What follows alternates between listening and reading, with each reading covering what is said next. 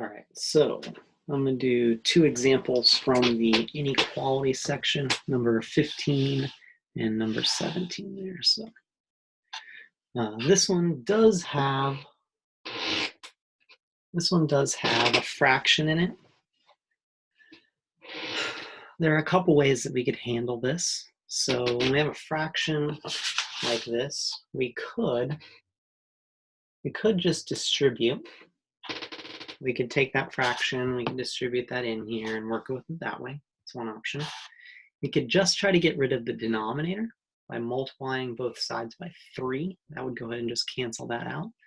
Or sometimes it's best to multiply by the reciprocal of the fraction. That gets rid of this fraction altogether. But it would create some fractions over here that don't simplify nicely. All of these are totally valid ways to approach it. I think one of the easiest for this problem, just to get us working with whole numbers right away, is just to multiply by 3. Because when I do that on this side, just get rid of that denominator, right? And then I just have to make sure to do it on the other side as well. And since I'm multiplying by a positive number, that doesn't affect our inequality. So we get 4 times 10.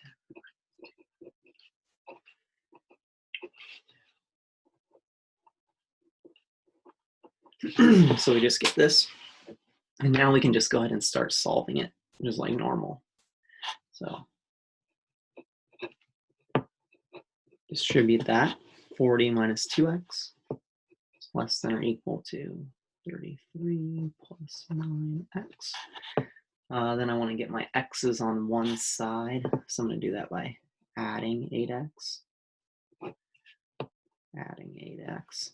I try whenever possible to get my x's to be positive. That way, whenever I divide by the coefficient, I won't have to worry about switching the sign because it'll be a positive number. Just something to think about.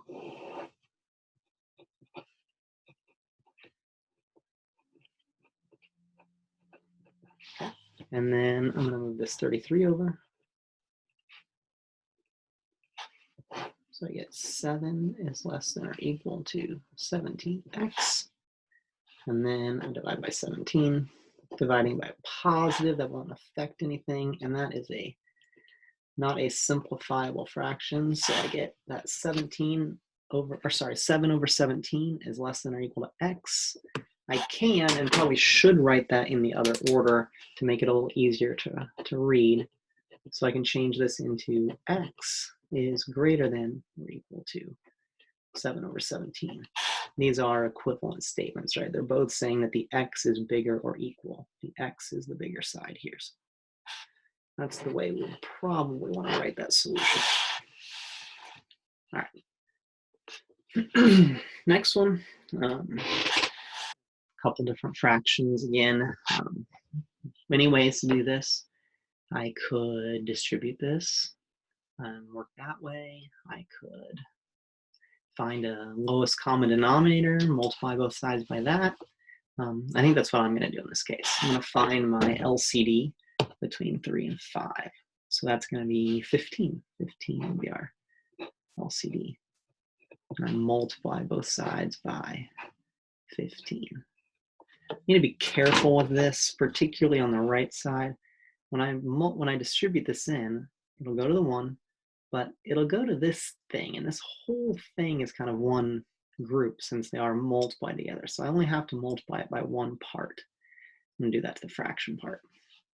So this one would become 15 over 3, which is 5x.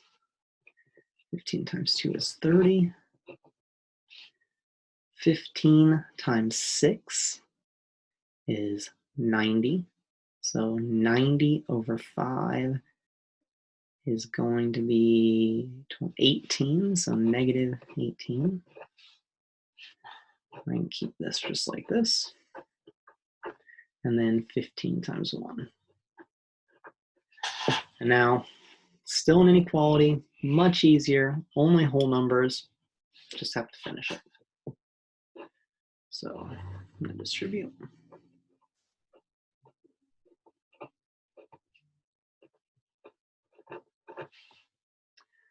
Negative times a negative, that's going to be positive 3672, and then plus 15. So still going. Combining my terms on this side, that's going to give me negative 165 plus 72x. All right, I need to get my x's on one side. Usually with these, I want to be strategic about it and keep my coefficient positive, but again, it doesn't really matter. I'm just going to move it over to the left to do something different this time. So I'm going to subtract 72x. Subtract 72x.